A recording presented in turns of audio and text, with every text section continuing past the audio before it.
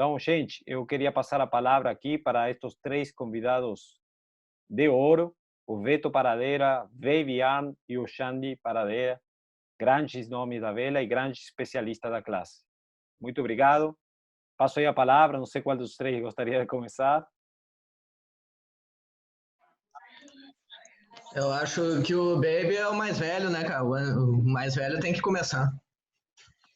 Pode ser. Eu até posso começar, pessoal. Tá bom, vou fazer assim. Eu vou começar porque a minha parte aqui era identificar no barco algumas coisas que a maioria do pessoal, mas desculpa, a maioria não, alguns dos velejadores fazem errado e que fazem com que o cara não consiga sequer ter o barco no ponto, porque o barco está mal montado já de terra, porque tem aí algumas coisas que simplesmente não funcionam, tá bom?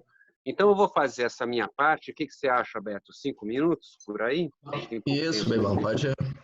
Fica à vontade. Ei, Bruno, como é que inverte a câmera aqui? Olha lá, pessoal. Vou começar de proa para popa. Tá. Pessoal, vamos começar daqui, ó. Pé da buja aqui, vocês conseguem ver legal? O pé da buja aqui, pessoal, é uma coisa que, por mais simples e banal que pareça, tem gente que, em geral, tem um cabo gigante aqui que não corre, tenta fazer uma redução de 4:1 que não cabe de jeito nenhum, ou põe uma redução de 1:1 com lás de guia aqui que não tem espaço para caçar o suficiente, tá? Então, pessoal, o pé da buja, o ideal é isso aqui, ó. É um cabinho preso aqui numa manilha, a qual vai servir para passar o cabo de novo. Ele sai da manilha, passa na buja, passa na manilha e vai para trás. Um cabo fino, de espectra, tá ok? Isso funciona, tá bom? E aí morde lá. Conforme for, quem não tem aquele mordedor e está começando, até dá para usar como a gente usava antigamente, que era passar o cabo aqui e dar um lás de guia nele mesmo. Mas precisa ser um cabo bem fininho e não é o ideal. Como já é permitido aquilo, o ideal é que a gente faça assim.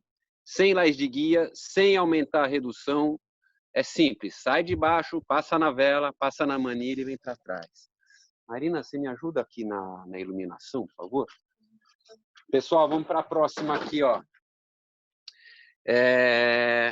Esse nó aqui da buja aqui, tá legal? Esse nó da buja de prender escota, ele é mais importante do que parece. Tá? Por quê? Porque quando a gente usa muito a contra-escota, esse nó da buja, ó, a contra-escota, pega aquela luz lá, por favor, Marina, que traz aqui. Esse nó da buja aqui, ó, se a gente tem esse rabo muito comprido por algum motivo, a gente não consegue ter a buja no ponto certo. Então, esse nó tem que ser de uma certa maneira que ele fique o mais próximo da buja possível. Mais próximo da buja possível aqui, tá bom? Tem esse sistema e tem um sistema que funciona muito. Qual que é o problema desse sistema aqui, ó?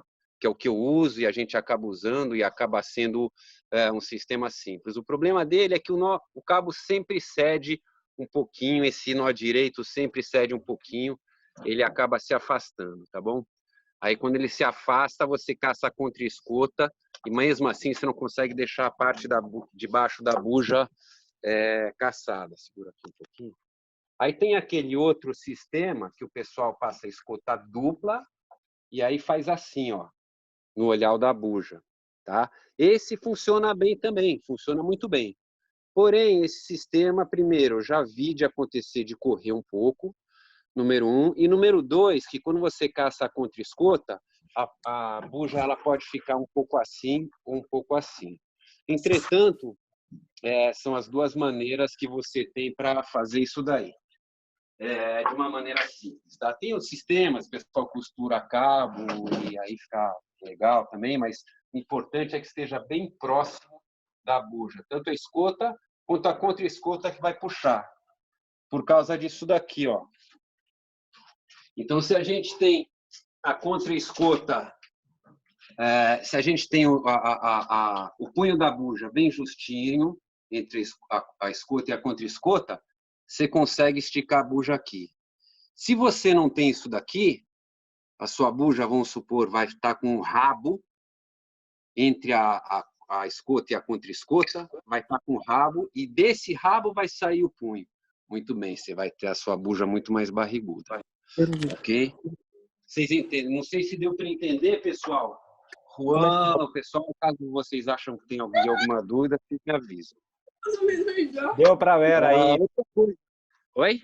Deu para ver bem. Deu para ver, né? O cabo precisa estar bem justo, o nó precisa estar, os dois nós precisam estar bem justo no punho da buja. Muito bem, pessoal, vamos aqui para outra coisa que eu vejo o pessoal negligenciar demais, tá bom? Estou indo da proa para a popa. Agora, o que nós temos aqui, ó? Nós temos a esteira do nosso barco. Eu descobri que para eu ter o shape que eu quero no vento muito fraco ou muito forte, eu tenho tela assim, ó. Não faz sentido entrar na merreca com uma esteira caçada desse jeito. A vela aqui assim, ó, não faz sentido. Precisaria estar até mais caçada. Aí a gente abre mão de um recurso que poucos de vocês usam, que é isso daqui, ó. É a contra-esteira, pessoal. Eu falo com os meus garotos para a gente mexer sempre na contra-esteira. Olha só, de repente você já não tem mais tanta atenção aqui e você tem a função que você, o objetivo que você queria, que era ter a esteira caçada lá atrás, sem arregaçar tudo aqui embaixo, ok? Então você tem a vela mais plana, principalmente da cruzeta para cá, sendo que isso aqui não é mais o que vai te limitar, ok? Esse é um recurso que tem que usar bastante. Infelizmente, as velas de hoje dão um pouquinho menos desse recurso do que dava antigamente, mas ainda assim tem que usar bastante, tá bom? Isso é bastante negligenciado. Pessoal, ali em cima nós temos outro problema muito negligenciado, que é a altura da mestra, tá? A altura da mestra, os caras vão velejar e simplesmente esquecem que o cabo cede.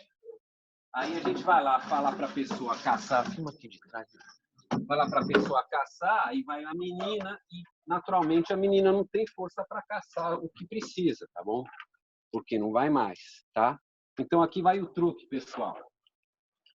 Você vai dar uma volta de fiel aqui. Quem não sabe dar volta de fiel, aproveita para aprender agora na quarentena. Uma volta de fiel, ou pode ser até outro tipo de laçada, mas o que importa é que ele tem que sair fácil. E você passa no pau de espi, ok? Passou no pau de espi, você simplesmente segura essa ponta daqui e com o pé você caça até o cabo, ok? Como tem um rebite lá em cima limitando, dificilmente você vai passar da marca da vela, ok? Esse é um truque importante, tá bom, pessoal? Então aqui, ó, pau de espi, volta de fiel ou outro nó que você consiga soltar fácil, ó, esse aqui eu tô soltando só com uma mão. Tá bom, pessoal? O que nós vemos de vela baixa em pleno Campeonato Brasileiro, em plena Copa da Juventude, campeonatos importantes, é impressionante. Vamos vindo para trás aqui. Ah, não, antes disso. Testa, turma. Testa aqui, ó. Nós temos uma redução de 2:1 aqui, ó. Eu puxo 2 comprimentos de cabo, vem um comprimento de vela. O cabo faz a volta aqui, nós temos 2:1. E aqui nós temos mais 2:1. É permitido e é importante que tenha, pessoal. Não se contentem com 2:1 só na vela. Não se contentem com isso, por favor, porque no vento forte você precisa caçar isso para valer, a beça mesmo, tá bom? Isso é outra coisa que eu vi muito, o pessoal não tá nem aí, dá uma caçadinha aí, qualquer coisa tá bom, tá? Então não se esqueçam, 2 aqui e 2 no moitão lá embaixo, ok? É permitido, é class legal. Burro, pessoal. Burro, cansei de ver barco que só tinha 8:1.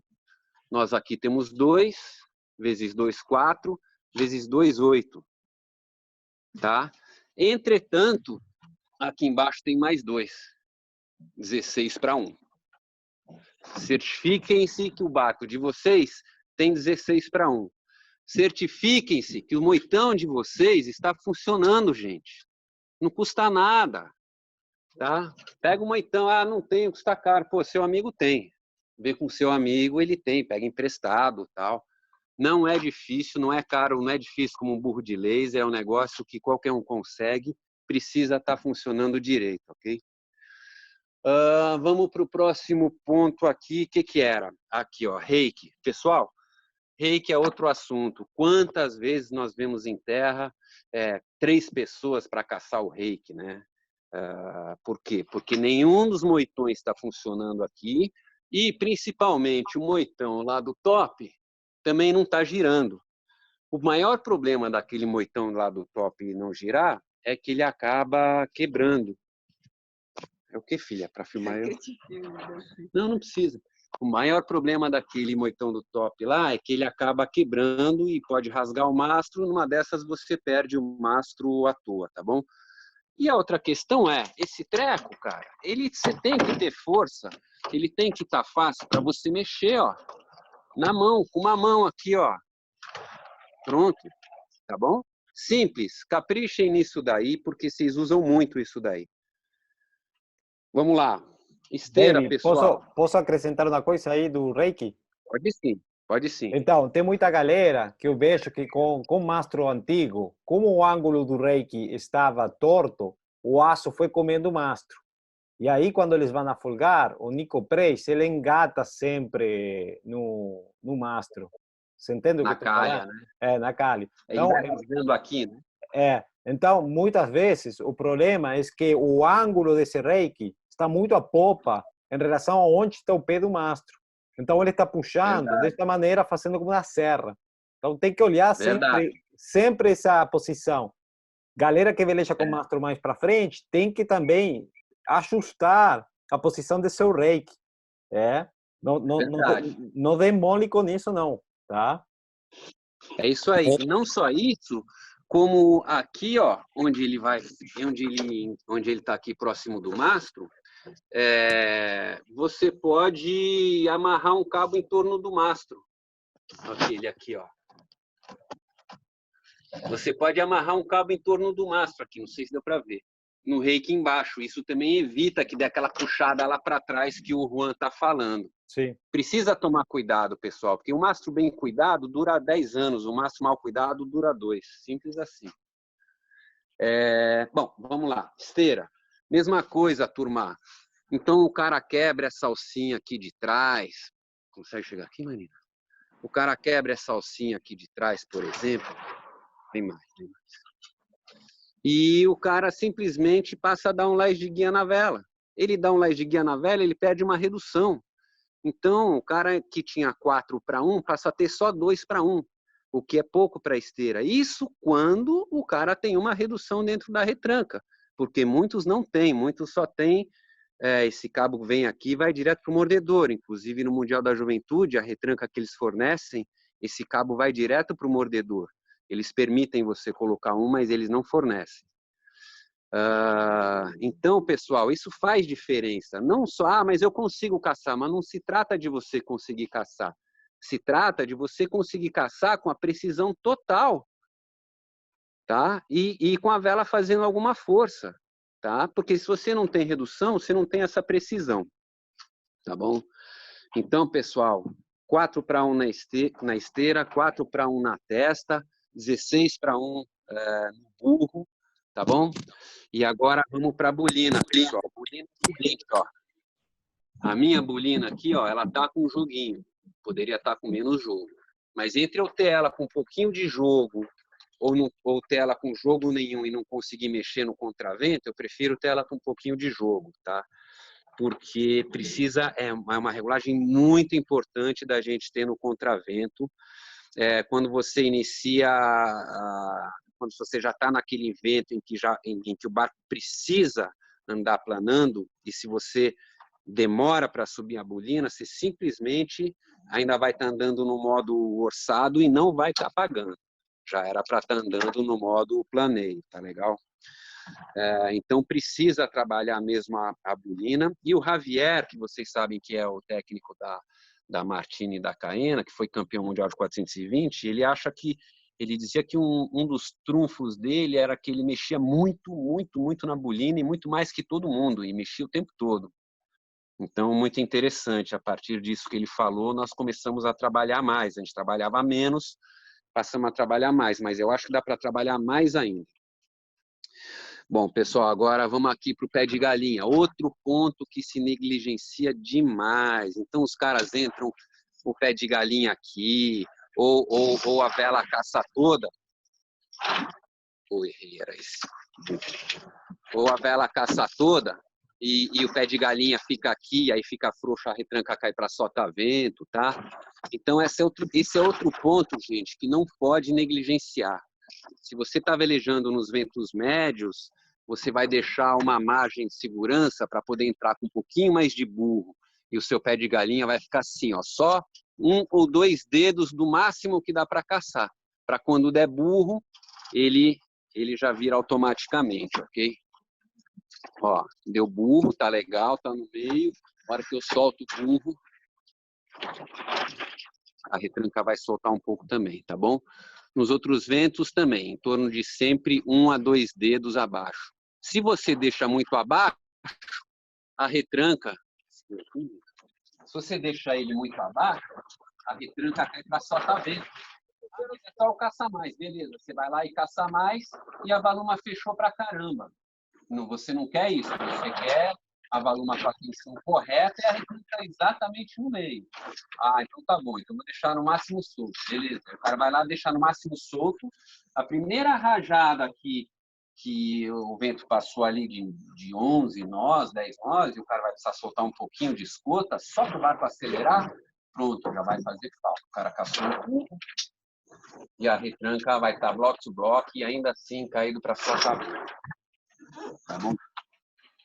Agora nós passamos batido aqui por uma outra questão muito importante, que é a questão dos calços, turma. Aqui o pessoal negligencia demais. Quantas e quantas vezes nós não paramos do lado do velejador e perguntamos, como é que tá de calço? O cara fala, não sei. Ou então o cara fala, tô com 4. Pô, mas 4? E sei lá eu o que é 4? Quantos cabem? 20? Não sei. Então o calço você tem sempre que ter uma referência em relação ao neutro do seu barco. Então, nesse barco aqui, o neutro com essa regulagem é 3 calços. Está puxando um pouquinho para trás? Tá. Mas aqui está full. Tá? Então, eu ponho aqui 2 grandes e um pequeno e é o meu neutro. Tá bom? Isso aqui é o neutro, pessoal. Isso aqui é o neutro menos 1. Tá bom? Eu quero o neutro menos 2. Tudo bem, então tiro esse e tiro um grande. Pronto. Isso aqui equivale a 2. Tá? Então, quando vocês estiverem ouvindo o Beto falar de calço neutro, neutro mais 1, é isso, ó. Neutro menos 1. Tá? Nós temos uma folga para entrar um calço. Tá bom? Neutro, casou certinho. E neutro mais 1. Ele tem que puxar o máximo para trás para entrar mais 1. Tá bom? Neutro mais 1.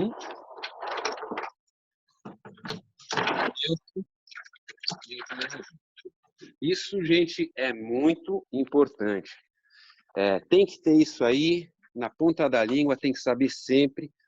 É provavelmente a regulagem mais importante que nós temos na mão, fora aquelas que estão imediatamente na mão, que você pode mexer com o seu proeiro no trapézio, que é esteira, testa e burro. Fora essas, a próxima que você mais vai ter acesso e vai ser mais efetiva vai ser o calço. Depois disso, você vai ter sim que mexer o lateral. Pessoal, só mais uma coisinha, a altura da buja. A altura da buja ela não é tão crítica quanto no 470, que precisa mudar toda hora. Recomendo vocês colocarem um tape bem exatamente onde a buja chega lá em cima, no aço da buja de vocês, quando a buja estiver bem regulada. A partir daí, você vai mexer um quase nada para cima ou para baixo, se mexer. Porque se você tiver com uma boa relação das suas mudanças de marcha aqui, nem isso você vai mexer.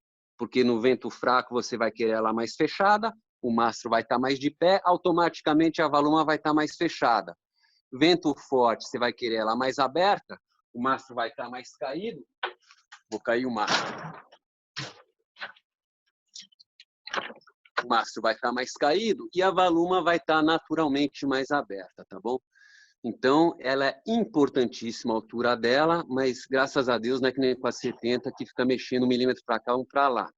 Por falar nisso, recomendo usar nó direito lá e não o sistema do 470, que passa um nozinho por dentro da alcinha e tal. Porque aquilo não é... Às vezes a regulagem está exatamente entre um nó e outro, o cara fica querendo usar aquele nó e deixa de usar no ponto certo porque quer usar o nó. Eu recomendo o bom e velho lés de guia lá, tá bom? E quando seu bar estiver bem reguladinho aqui, você não vai mais precisar mexer praticamente, tá ok? Pessoal, então são essas coisas importantes que eu tenho para falar para vocês, que é onde todo mundo negligencia. Outro ponto que negligenciam bastante é um leme com qualidade, um leme que tenha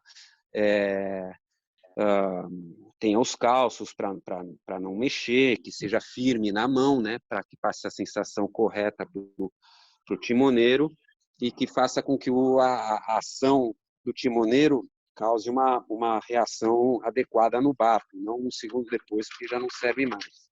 Para isso nós precisamos ter o leme bem firme, tá legal?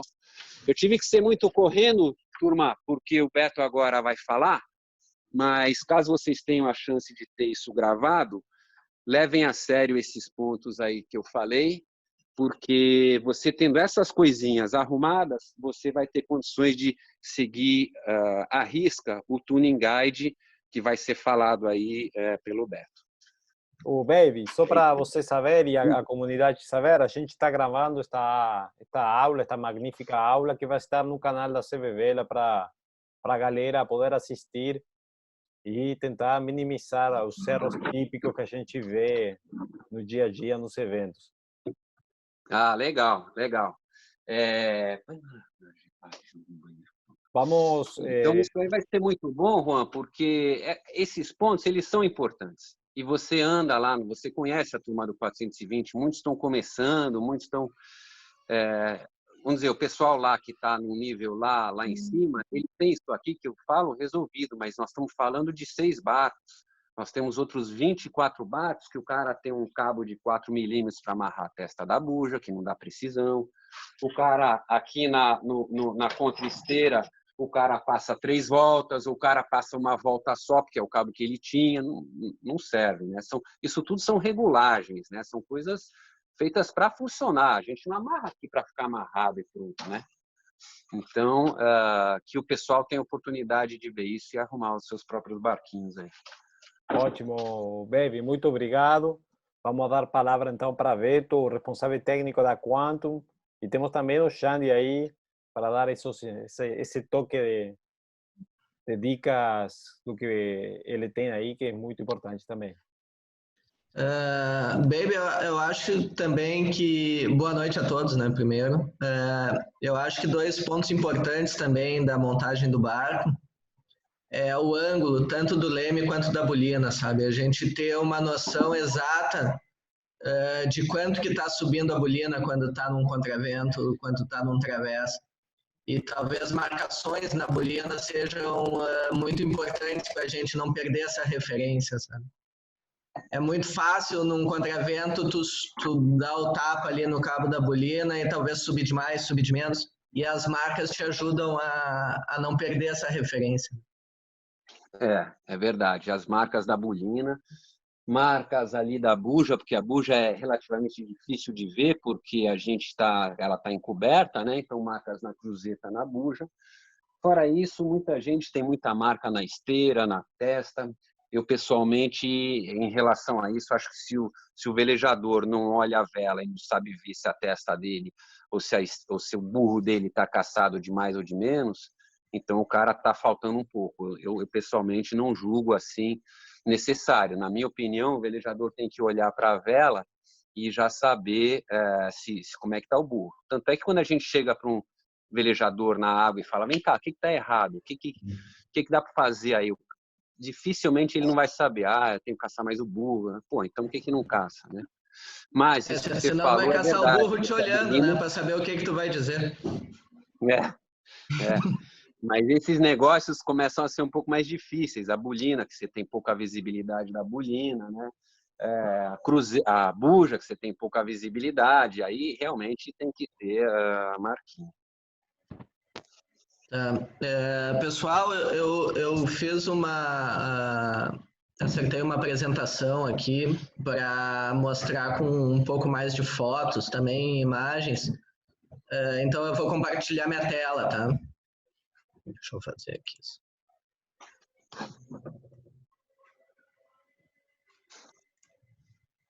Só me digam se tá compartilhado aí, se tá legal. Eita, que bela foto. Tá, perfeito. Então Gostei é assim, da foto. A gente, eu preparei isso para a gente ter uma ideia, porque a gente vai falar muito no Tuning Guide a respeito da forma das velas. E existem alguns termos para isso que tem que ser bem compreendido para que não fique boiando na conversa, né, no assunto. Então, nessa apresentação, a gente vai falar sobre o Tuning Guide, claro, as diferenças de vento para vento, os conceitos do shape da vela e as regulagens, que alguma parte o Baby, inclusive, já falou.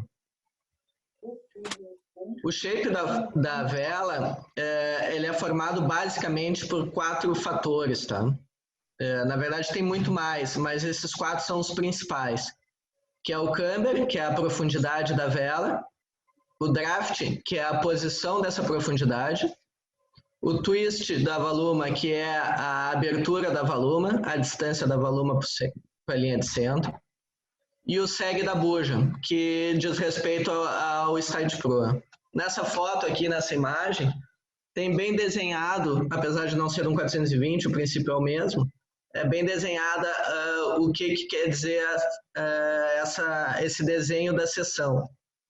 Uma vela é formada por seções. Seções são esses traços horizontais, paralelos à esteira, que vão de baixo a cima. Para cada seção da vela é definido um camber, um draft ou um seg no caso da buja. O caso do twist, aqui nessas 2 imagens, uma vela, o barco A sem twist, o barco B com grande bem twistado. O twist é o distanciamento da valuma em relação a uma linha reta entre o top e o punho de escoto. Ou seja, quanto mais distante a valuma está dessa linha, mais twistada a vela é. O twist da vela é sempre maior na parte de cima do que na parte de baixo. Isso é natural de cada vela, tem que ser assim, porque basicamente o vento em cima é diferente do vento de baixo. Por isso a diferença de twist. E valumas fechadas são velas com pouco twist, valumas abertas, velas com bastante twist. Aqui são 3 imagens com diferentes twists de uma mesma vela, só para exemplificar bem. A primeira vela da esquerda bem twistada e a última com pouco twist. Depois o seg da buja. O seg da buja é a curvatura do side proa causada pela falta de tensão. Toda vela, quando é desenhada, ela é desenhada para ter um seg. Não existe seg zero. Apesar do 420 ter bastante tensão na proa, existe um seg ali. Claro que menos no vento fraco e mais no vento forte. Quanto mais seg tem uma vela, mais gorda ela é. E quanto menos seg tem, mais plana, ao contrário. Aquela imagem ali mostra bem a diferença entre uma vela com bastante seg e uma vela sem seg. Aqui uma foto de uma buja, bem de baixo em direção ao top, a linha amarela é a linha reta. E dá para ver como tem essa curvatura atrás e para sotavento. A curvatura de mastro é um ponto fundamental de qualquer regulagem, de qualquer barco. Se flutua e tem vela, a curva do mastro é fundamental. Um mastro reto representa uma vela mais gorda. Com o draft, a posição dessa profundidade mais a proa. Todo mastro curvado, quando curva o mastro, essa vela se torna mais plana e o draft, consequentemente, corre para a valuma. Ou seja, mastro reto, vela gorda com a profundidade perto do mastro. Mastro curvado, vela plana com o draft mais para a valuma. O tuning guide a gente dividiu em em regulagens fixas, são as regulagens que não mudam no barco, que é a posição do pé de mastro e o comprimento das cruzetas. A gente dividiu por tipo de mastro, mas eu imagino que hoje a grande maioria seja super spar aqui também. Não sei se eu estiver errado, o Baby me corrige. Acho que ainda não. Eu acho que ainda tem mais Proctor Kappa, mas tem bastante Super Spars. O Proctor Kappa ele é bem mais mole, sabe? Ao meu ver, no tempo que eu velejei, que eu treinei bastante, o Proctor Kappa ele parecia ter um pouco mais de dificuldade por ele variar muito a curvatura dele de acordo com tensão de lateral, tensão de burro. Então era, ao meu ver, um mastro um pouquinho diferente, que a gente muitas vezes acabava usando uma cruzeta um pouquinho mais longa para tentar segurar ele mais. O importante, Beto, nos próximos 2 Mundiais da Juventude, o mastro vai ser Kappa. Isso já está confirmado. Ao meu ver, era um mastro muito bom de vento fraco, sabe? Porque se conseguia curvar bastante o mastro. A dificuldade maior era depois, sabe?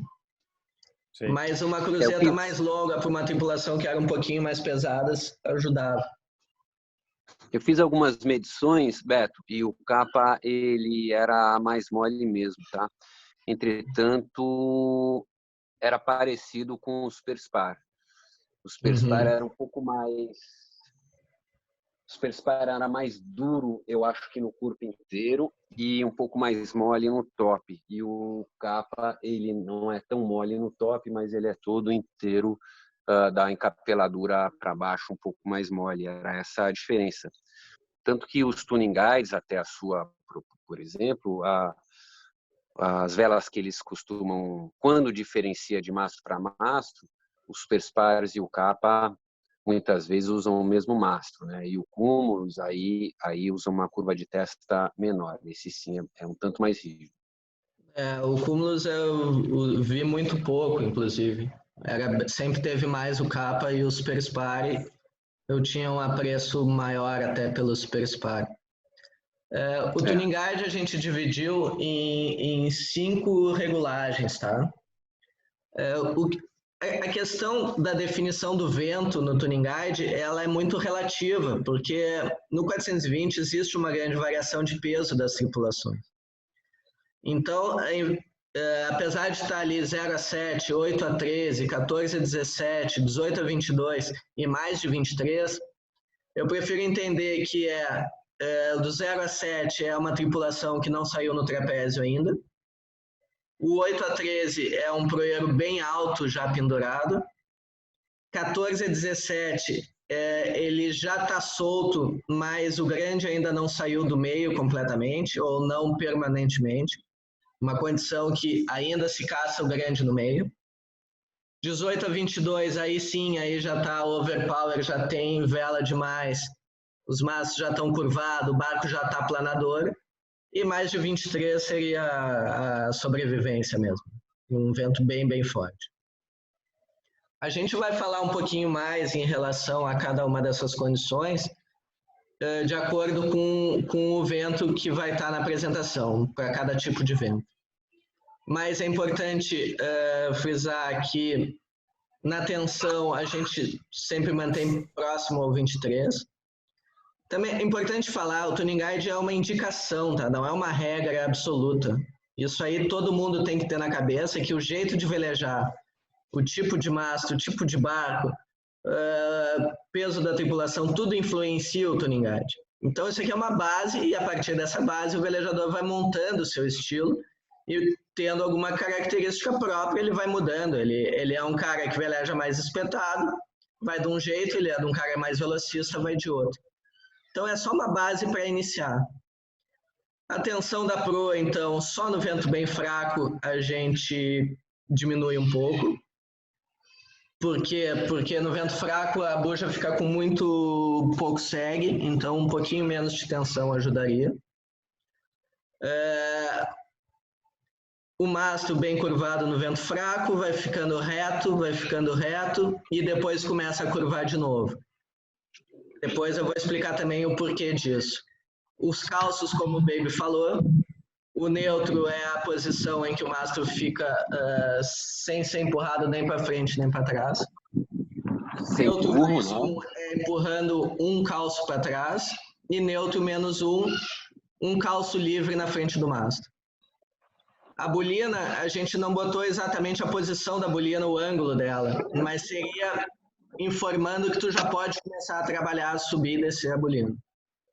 Aí a questão de burro, esteira, testas, tudo, é só para também dizer que com 23 nós de vento tu vai mais caçada do que com 22, que não tem ruga, e que com 7, 8 a 13 tu tem ruga na vela.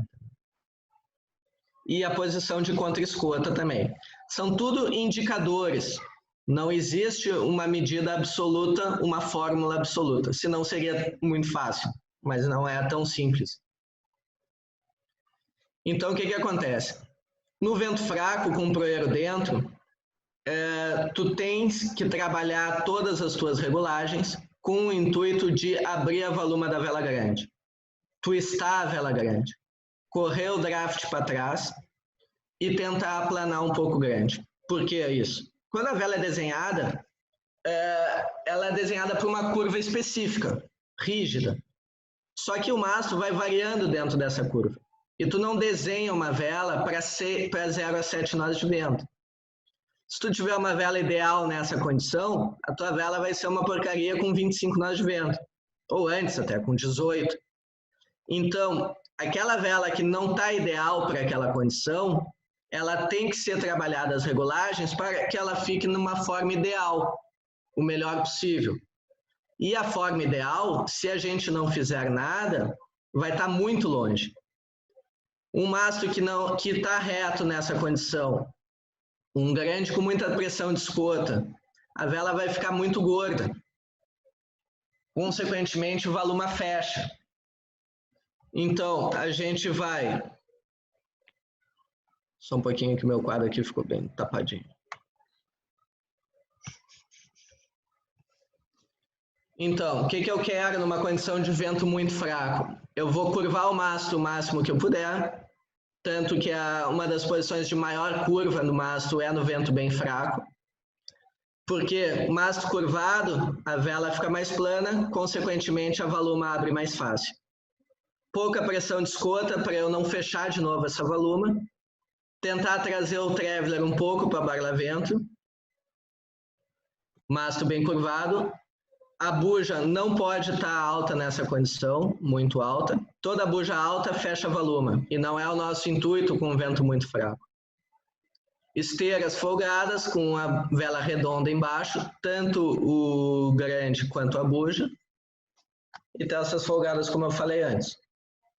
Baby, Xande, se vocês quiserem completar, eu passo para o próximo vento.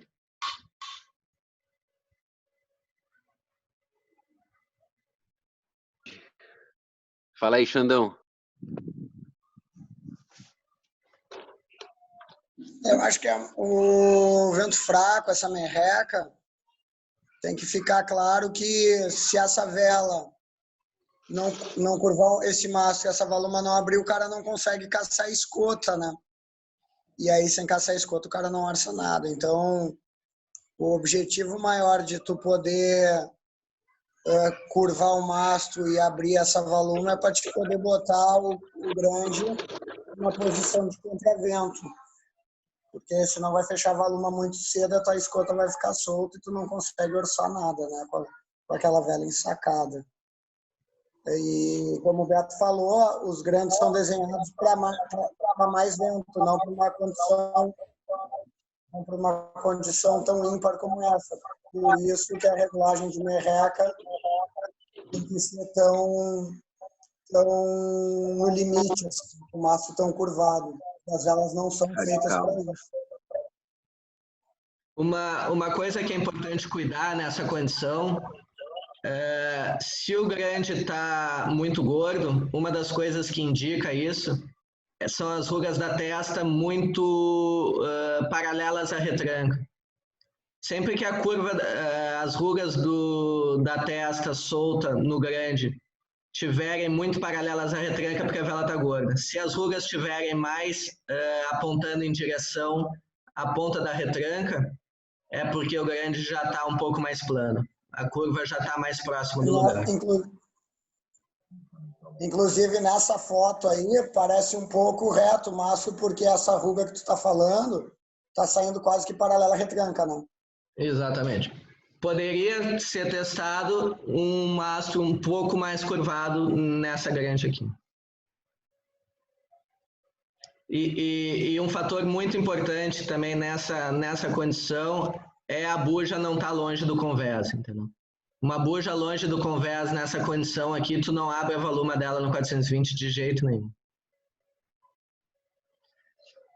Partindo para o vento médio, agora com o proeiro pendurado, mas o proeiro bem alto, tá? Nessa condição, tu já tem as velas com bastante compressão. Então, apesar do barco não estar velocista ainda, é uma condição que, ao meu ver, é a condição do orçador, entendeu?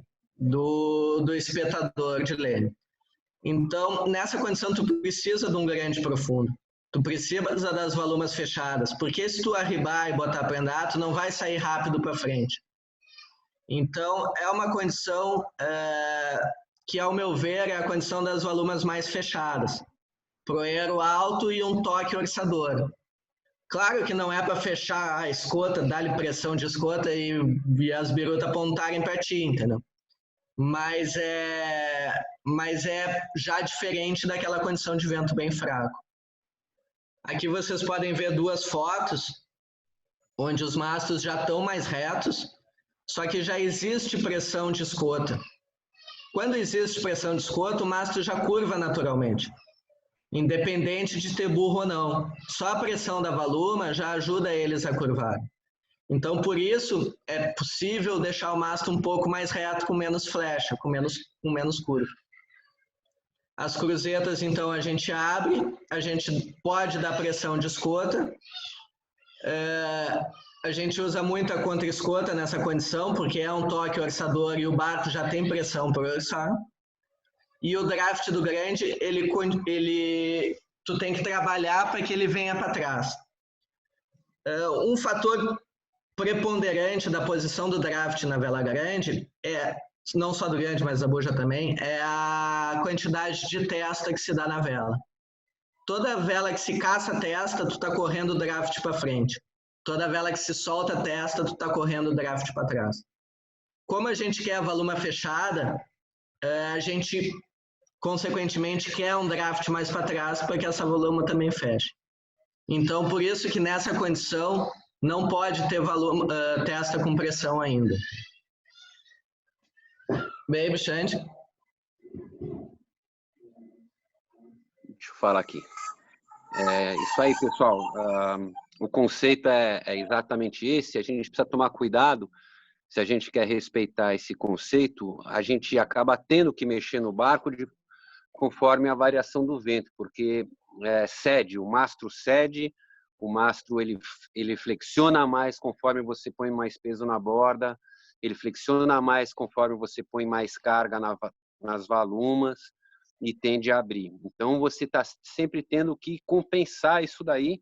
Para quê? Para respeitar aquele shape de vela ideal que o desenhista fez a vela e que se sabe que é uma determinada profundidade, né? Um determinado camber e um determinado draft. Para você conseguir respeitar isso, você precisa ir compensando o que cede de tecido, o que cede de mastro que flexiona e tal.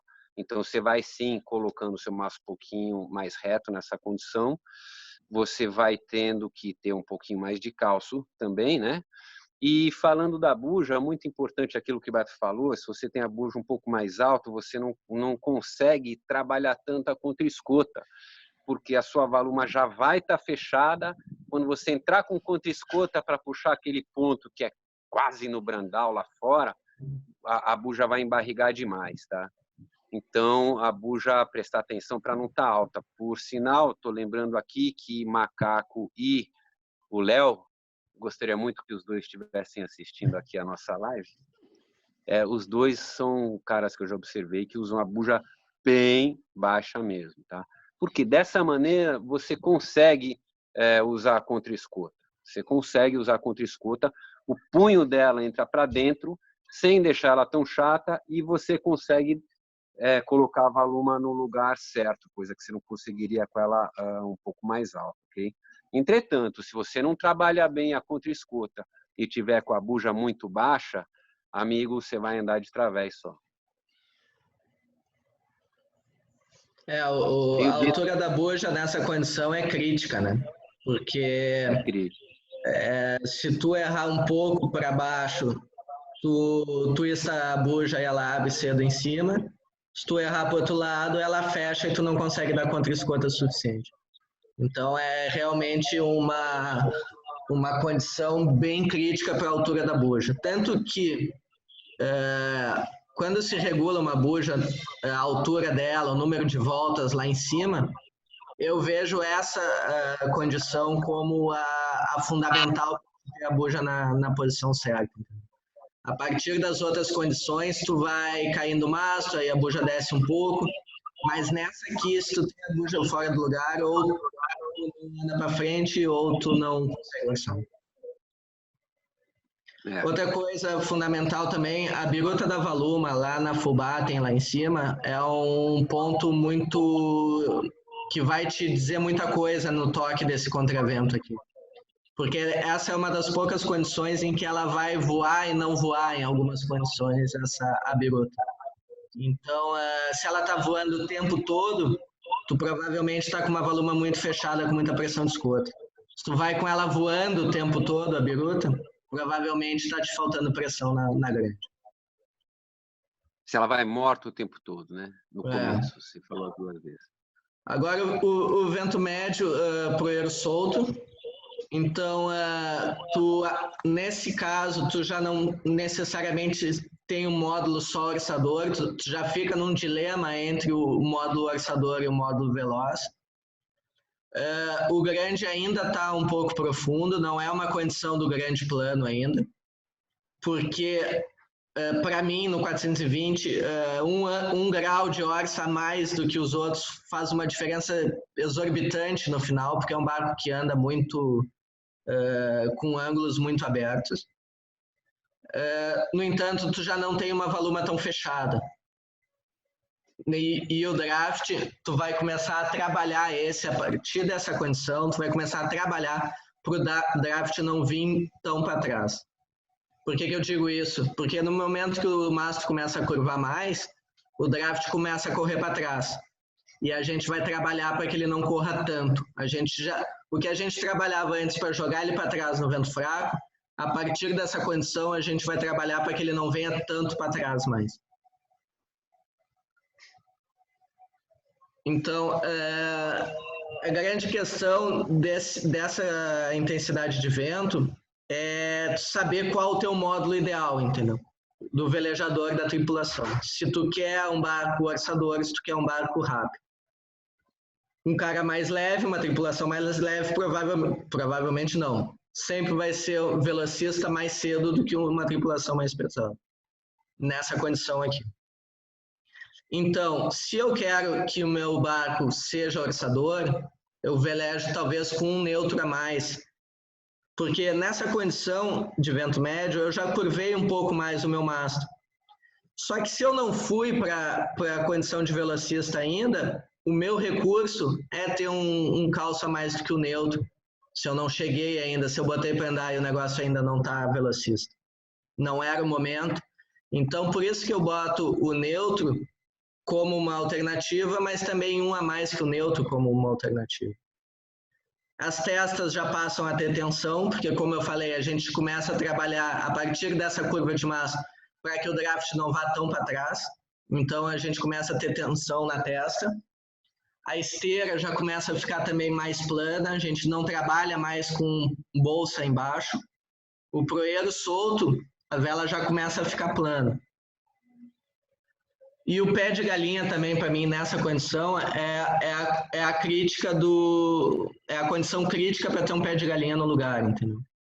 Porque tu vai trabalhar muitas vezes com burro dentro de uma rajada e sem burro fora da rajada. E se tu erra essa altura do pé de galinha, tu ou não consegue fechar a valuma do grande numa condição de menos vento, ou não consegue trazer o grande até o meio numa condição de mais. Então, é realmente uma condição bem crítica. O que vocês acham?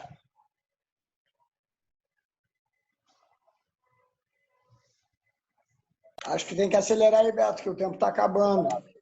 Tá. Já está acabando. Não, é isso aí, Beto, só simplificando um pouco aqui, o que eu costumo falar para o pessoal, onde a turma erra demais mesmo, é que o cara, quando quer e está precisando de potência, ele tem que ter calço, ele não pode ter aquela esteira super esticada e não pode ter tensão na testa. O cara, quando está querendo aliviar o barco dele, ele tem que fazer exatamente o contrário. Ele tem que ter tensão na testa, vai ter que ter esteira, um calço a menos e burro. Esse cara vai estar com a vela mais plana, né? Então, muitas vezes, o velejador ele tem que ter simplesmente, tem que ter de maneira muito simples na cabeça, se ele quer potência ou se ele quer velocidade. Se ele quer potência, não pode ter testa, não dá para estar com aquela testa esticada, não dá para estar com aquela esteira esticada, e não dá para estar com aquele burro tochado com o calço solto, né? Isso é uma regra simples, básica, não precisa nem pensar, tá bom? Essa é a condição do vai não vai, né? Ao meu ver, na regulagem. O vai plana ou não plana, veloz ou orçador. Então tu tem o cara que quer ter a potência liberdade ou de quer... ir pro lado que tu quer, entendeu? Uhum.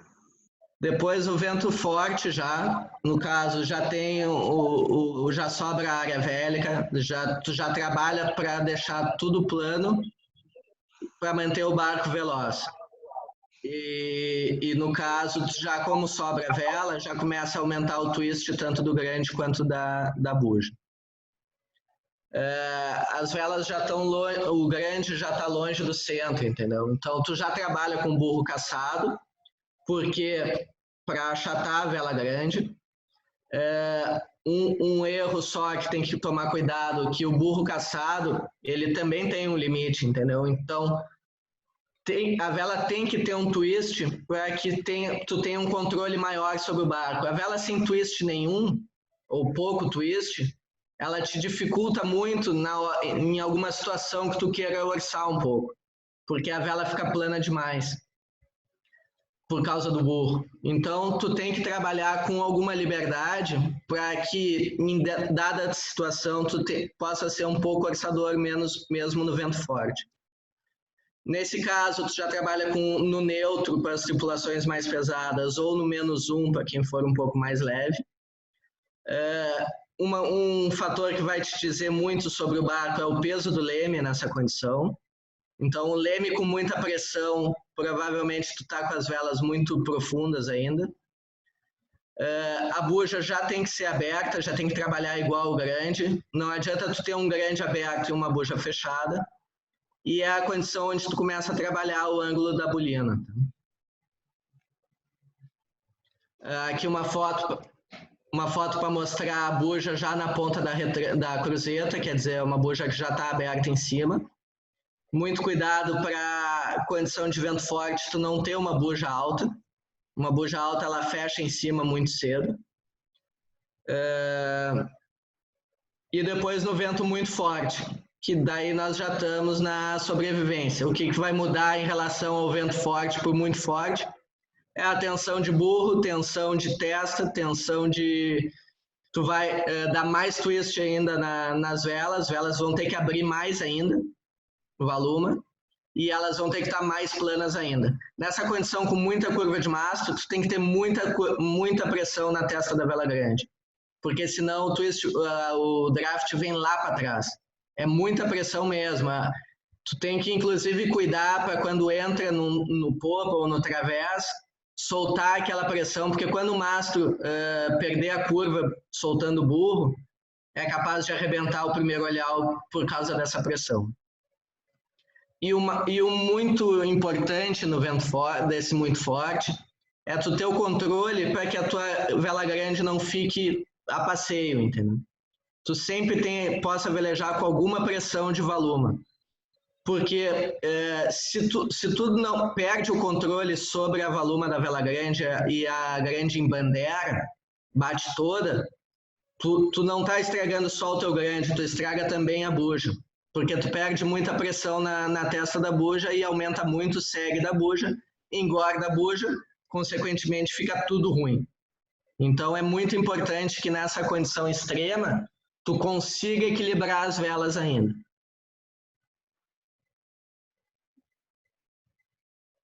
Aqui só eu botei um exemplo do canal de vento, tá? Que é uma buja fechada para um grande aberto, sabe? Sempre que tu tem uma disparidade entre uma coisa e outra, o teu grande vai bater mais cedo do que deveria. Então, tanto o grande quanto o buja tem que trabalhar simultaneamente as duas velas. Depois a inclinação do barco, que é nessas condições de vento. Na verdade, em qualquer condição é importante, mas no vento forte e no vento fraco é muito importante. E dá para ver bem a diferença de um barco bem reto e um barco adernado, né? A diferença é gritante e a diferença da resultante para frente é maior ainda. Pode ter a impressão do barco adernado estar rápido por causa do peso do leme, mas é uma pura impressão errônea da situação. Um barco reto é um barco rápido, um barco adernado é um barco lento. Aqui 2 exemplos, velas bem diferentes numa mesma situação. Uma vela twistada e uma vela com pouco twist lá na frente. Tudo vai variar, entendeu? Numa mesma situação pode ter o que é melhor para um como o que é pior para outro. Mas as valumas têm que estar trabalhando iguais, tanto da buja quanto do grande. Não adianta ter uma buja dentro com um grande twistado aberto. Tu pode ver que esse primeiro barco no primeiro plano aqui, ele está com o grande praticamente no meio, com a grande twistada. Não pode. Ou se tá sobrando pressão, tu twista o grande, tu abre a valuma. Agora, se tu tá conseguindo trazer a retranca até o meio, é porque tu não precisa desse grande tão twistado. Aqui um exemplo de uma buja alta numa condição de vento fraco. Alta, consideravelmente alta, entendeu? Para mim é exatamente o oposto do que deveria estar nessa condição aqui. Mais uma buja alta agora numa condição de muito vento, que também para mim está errado, tem que ser uma buja um pouco mais baixa quando tem muito vento.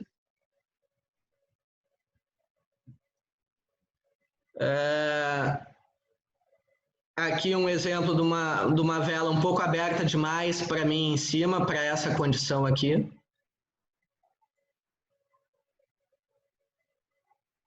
Agora, um grande muito aberto para uma buja fechada. Não está compatível uma coisa com a outra. Um grande extremamente twistado e uma buja fechada.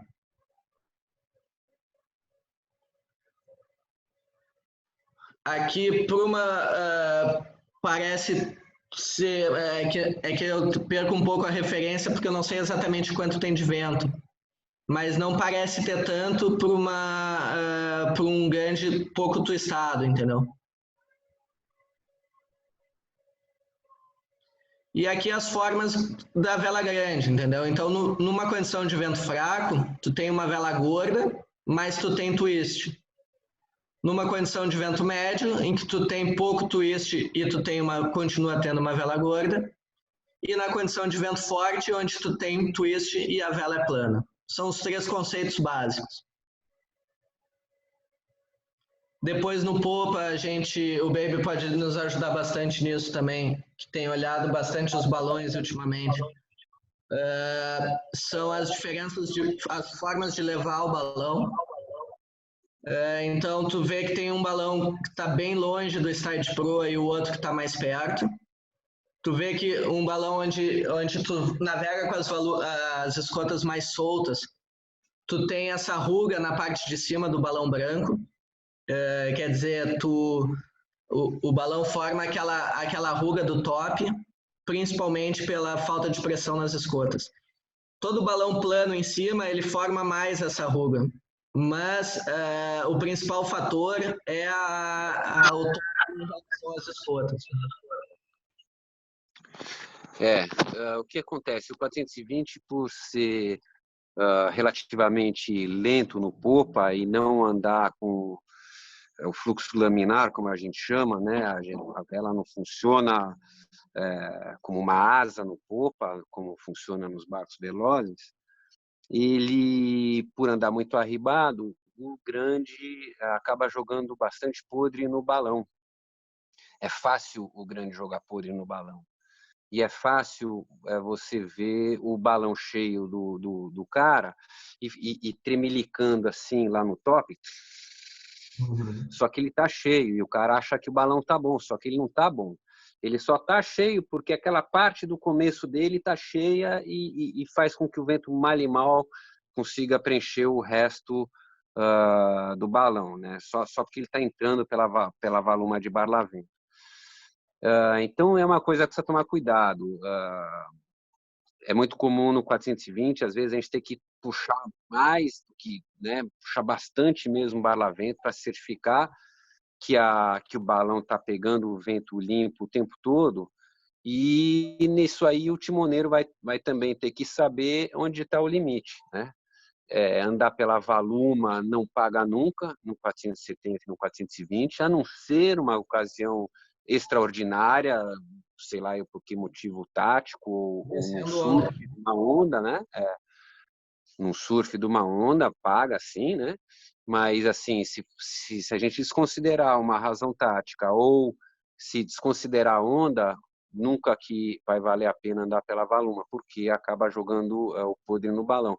Então, você vai lá e você vai puxar bastante o barla, vai expor bastante o balão, mas quando você vê o balão está funcionando ao contrário. A valuma de barla está no brandal, no style lateral, e a valuma de sotavento está no style de proa, né? Isso não é produtivo. Então, isso é mais uma coisa que timoneiro e proeiro tem que saber se comunicar a bordo e que o proeiro tem que saber identificar isso, que é uma coisa que normalmente os proeiros mais novatos não sabem. O balão está cheio porque o vento entra pela valuma de barlavento, mas ele fica todo tremelicando lá em cima, significa que ele está completamente estolado do meio até a valuma de sotavento, ou seja, você tem um meio balão funcionando no máximo. Uma coisa também que eu percebi bastante diferença já é que entre os balões tem uma diferença considerável que uma das coisas que muda no barco é a altura do pau de spinnaker, entendeu? Os balões que são muito planos em cima, eles não podem velejar com um pau muito alto. Isso desmancha muito o balão em cima. Então, aqui, por exemplo, tem uma foto do barco de barlavento aqui, com o pau de spinnaker numa posição completamente fora do contexto, entendeu? Por exemplo, onde qualquer situação ali vai deixar esse balão desventando na parte de cima. O balão vai estar muito plano na parte de cima, com pouca pressão na valuma. Tu vê como vai para frente a valuma desse balão branco a barlavento. E isso por dois fatores. Não só pela falta de pressão no barlavento na escota, mas também pelo pau estar alto demais nessa condição de vento. Bom, gente, essa era a minha parte. Muito bom, Beto. Realmente a gente está conversando coisas que acredito que vão ficar como uma base, né, para a classe, para frente, né? Coisas que a gente, às vezes, os treinadores falam e falam e falam e a garotada continua, né? Então, acho que talvez pela esta via virtual a gente consiga deixar fundamentos, consiga deixar dicas que vão ficar aí.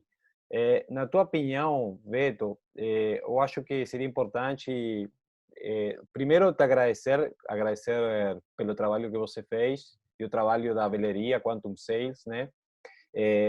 A primeira pergunta minha para Beto, para você, seria que modelos a gente tem hoje no Brasil? da classe específica na veleria. E a segunda pergunta seria que dica você sugere para os treinadores que estejam participando aqui da palestra, ou depois avaliem ou consigam enxergar o vídeo, de posicionamento para tirar foto, porque eu vejo muitas vezes pessoal que chega para mim, ou pode chegar para a Baby, ou para a Shani, ou mesmo para você, com uma foto na baluma e é difícil, a foto não foi bem feita, e às vezes essas fotos mal feitas terminam enganando sobre um desenho, sobre uma curva de vela. O principal, primeiro sobre os modelos, tá? A Quantum, ela tem uma buja mais gorda e uma mais plana, sempre velas radiais. A vela plana, realmente, na minha opinião, ela é muito plana, ela funcionaria só numa tripulação realmente leve e mais numa condição de pouco mar, de mar liso, entendeu? O grande, existem 2 modelos, também um mais plano, o outro um pouquinho mais gordo, mas eles são extremamente parecidos. A gente trabalhou basicamente com o modelo radial, que é o que a grande maioria usou. E os balões a gente vem num desenvolvimento há algum tempo já. Existe um balão mais gordo, um mais plano, e de poucos em poucos meses vem um modelo novo, que é o que está sendo desenhado lá na Espanha. O desenhista, ele é espanhol, é o Fernando Salent, e ele está há algum tempo já trabalhando nisso, e a gente tem ajudado bastante. Os tecidos dos balões são fundamentais nessa parte, porque existe a opção de um tecido muito leve, muito bom no primeiro campeonato, que tem uma durabilidade muito baixa. E existe a opção de tecidos um pouco mais pesados, que vai pagar um pênalti numa condição de vento muito fraco, mas pelo menos a vela mantém a forma um pouquinho mais de tempo. Sobre as fotos, realmente é fundamental a foto para alguém poder ajudar de fora, sabe? Toda foto de vela grande tem que ser tirada da popa, alinhando a ferragem de popa com o mastro. Tem que ser uma linha reta entre bote, entre máquina fotográfica, ferragem de popa do leme e o mastro. Qualquer ida sota-vento ou ida barla-vento compromete a foto. E junto com a foto tem que ser mandada a informação da quantidade de vento e a curva que está sendo usada no mastro. Com isso, a gente consegue ajudar de longe. Na buja, a mesma coisa. Tu vai alinhar o punho de escota com o punho de amura e bater a foto. Também, do mesmo jeito, tem que ser informada a quantidade de vento que tem naquela foto ali. Porque não adianta me mandar uma foto e eu não saber se tem 12 ou se tem 15 na de vento. Mas é mais ou menos por aí. Muito bom. Xande, você quer acrescentar algo? Eu tinha uma pergunta para Xande, que é quanta relevância você dá, Xande, ao tuning guide, no sentido quando você começa a trabalhar na tripulação, você coloca essa tuning guide, começa a trabalhar a partir dela, ou vai muito mais no feeling dos caras, o feeling que você está vendo? Eu acho que o tuning guide é um ponto de partida, né?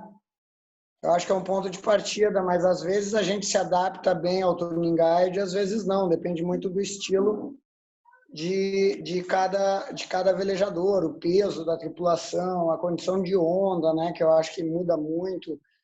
Então, eu acho que é um ponto de partida, mas eu acho que vale muito mais o momento da troca de marcha, o momento da mudança de quanto vai usar de burro, de testa. Eu acho que essas diferenças que dão na vela pelas regulagens móveis, vamos dizer assim, ela é mais importante que o próprio tuning guide, sabe? Por isso que eu acredito que essa geração, como o Baby fala, ela olha muito pouco para a vela, sabe? Porque elas são criadas desde o Optimist e depois na vela jovem, uma dependência muito grande dos treinadores. Isso vem acontecendo de um tempo para cá, de, sei lá, 10 anos para cá, vamos dizer assim. Então, essa dependência acaba que os caras ficam com uma preguiça de desenvolver eles olharem para a vela, eles verem o que estão sentindo, eles chegarem com a ideia pronta de tirar um calço, o barco está pesado, o barco está leve, ou vamos mudar agora para do vento médio ou para do vento forte e tal. Porque eles estão acostumados a ter um cara no bote falando muito para eles, olhando muito por eles. Então, eu acho que esse é um cuidado que a gente deve ter, sabe?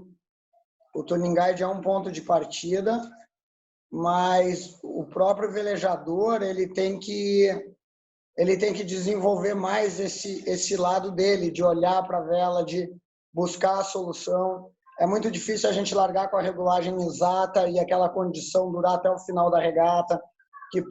Que a gente segue, que linha a gente segue para aliviar ou para endurecer um barco. Quando que a gente sente que o barco ficou mole ou que o barco está duro. E eu acho que hoje o pessoal sai do Optimist ou entra na vela jovem com muito mais informação do que antigamente, mas também muito mais dependente, sabe? Muito mais acomodado em buscar soluções. Então, acho que o tuning guide é importante, mas acho que se fosse para dar um conselho, acho que os treinadores deveriam trabalhar muito a autonomia dos caras, sabe?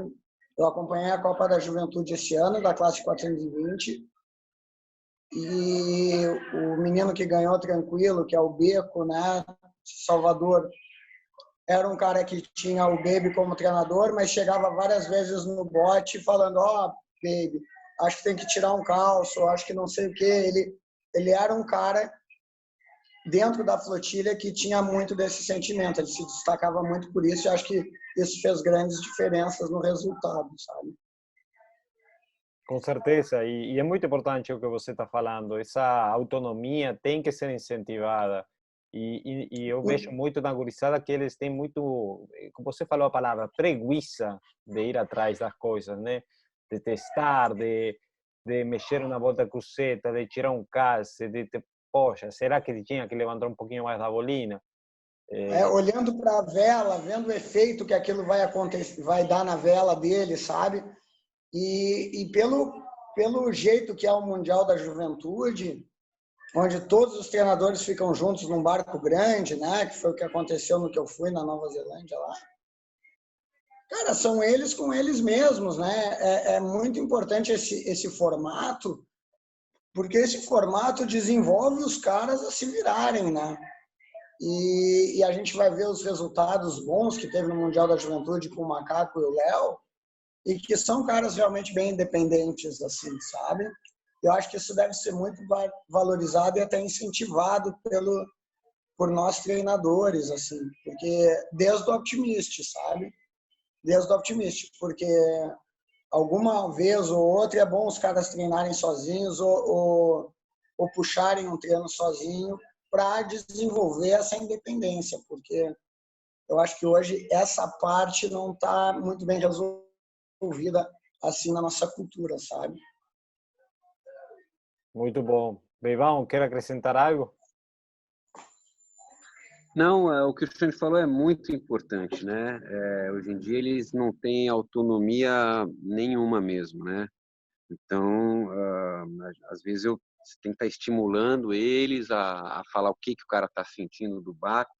E é engraçado que eles não têm autonomia. Por outro lado, eles sabem bem o que está acontecendo. Então, se você puxa eles para o bote, troca de lugar, ou se você vai lá e começa a questionar os caras, eles são capazes de diagnosticar o que está errado, o que poderia estar melhor. O que eles não têm é iniciativa, né? Isso aí realmente hoje é muito dependente do técnico. Por quê? Porque o técnico, principalmente técnico experiente, ele vai chegar e já vai falar e já vai dar a solução para o cara, né? A solução pronta, né? E aí o cara pega aquilo lá e pronto, fica fácil. Entretanto, é importante que o próprio velejador, que sabe disso daí, tome por si só e experimente, né, as coisas. Então, olhar para a vela, que acho que passa a ser o passo número 1 do cara saber regular e diagnosticar o que o barco dele está pedindo, é olhar para a vela. A gente costuma brincar entre os técnicos que se o cara tem um buraco na vela de 1 metro quadrado, ele só vai se descobrir quando estiver enrolando a vela, né? Na hora que chegar no clube. É uma brincadeira aí que a gente que fala, porque realmente os caras não olham. Quando olha, o cara sabe. Ele sabe que era para ter feito, né? Então, é muito importante o treinador desenvolver isso, né? Muitas vezes isso aí você consegue desenvolver através de conceito. Passa o conceito para o velejador. O barco está muito aliviado, está muito leve, está muito bobo. O que a gente vai fazer? Vamos endurecer, vamos colocar potência. Para colocar potência, mastro reto, menos esteira, menos burro, menos testa, volumas mais fechadas, mais calço, né? Então, passando o conceito para eles são muito capazes de fazer isso por si só. Entretanto, sem olhar para cima, aí realmente vai precisar do técnico a vida inteira, né? O que não é o ideal. Muito bom. Vamos abrir, então, estes últimos 10 minutos da palestra para dúvidas, para a gente poder conversar e ver, escutar um pouquinho. Pessoal, para as dúvidas, pode se inscrever no chat, pode ativar o áudio. Fala, Juan. Fala, Igor. Tudo bem? Beleza. Muito Tô bom. aqui, querendo agradecer aí ao mestre Xande aí, cara. Tive o prazer de ser treinado por ele, de Optimist, na década de 90, ali 90, final de 90, 98, lá da Represa, gordinho. E aí, mano, não sei se você lembra de mim, do Igor, da equipe lá do Ixa e tal. E é um prazer estar aqui revendo esses caras aí, o Beto também, que era uma referência na época. Treinou muita gente lá em Ilhabela, o Xande, o Mano treinou a gente aqui em Fortaleza com a equipe de São Paulo. E é isso aí, prazer estar aqui revendo vocês aí. Valeu, velho, um abração aí, cara. Muito bom. Alguma dúvida aí, galera? É o momento. Lembrando que a veleria da Quantum está em Porto Alegre. E isso é uma coisa, eu sendo estrangeiro, valorizo muito, cara. O fato de você ter uma veleria no teu país, isso é uma coisa muito importante, sabe? E a gente poder chegar, poder falar com o Beto direto, tirar uma dúvida, ligar ao Xande, é muito importante isso, pessoal. Essa possibilidade, eu me lembro muito quando morava em Porto Alegre, de poder ir lá, na veleria mesmo, é show. E isso é uma coisa importante que deve ser valorizada e deve ser utilizada, tá? Sabe, Juan, a gente está precisando, acho que até com apoio da confederação, talvez, é formar um medidor no Brasil para que as velas saiam medidas pelo medidor da classe, porque isso é sempre um problema nos campeonatos internacionais, sabe? E a gente não tem dentro do Brasil um cara cadastrado capaz para dar esse carimbo, esse certificado de que as velas estão medidas. Aí o velejador brasileiro, que desenvolveu a vela e tudo, chega na medição do campeonato, ainda tem que medir a vela separada. Só que acontece tanto no 420 como no Optimist. E eu acho que precisaria de um apoio, isso vai ajudar muito no desenvolvimento. A gente ter esse medidor nacional cadastrado tanto no Optimist quanto no 420, capaz de dar um carimbo que seja aceito pela classe, sabe? Eu não sei se a gente pode fazer medidores regionais ou alguém que dê um curso. Eu acho que o Valtinho era medidor, né, do Optimist. Valtinho está aqui presente, já valeu. Então, acho que o Valtinho era medidor do Optimist. Eu não sei se ele tem essa credencial para formar no Optimist, mas certamente no Optimist e no 420 seria um passo importante para os desenvolvimentos nossos, tanto de material e a própria veleria, o velejador chegar no campeonato internacional e não ter que passar por esse perrengue da medição completa, né? E pagar por isso, né?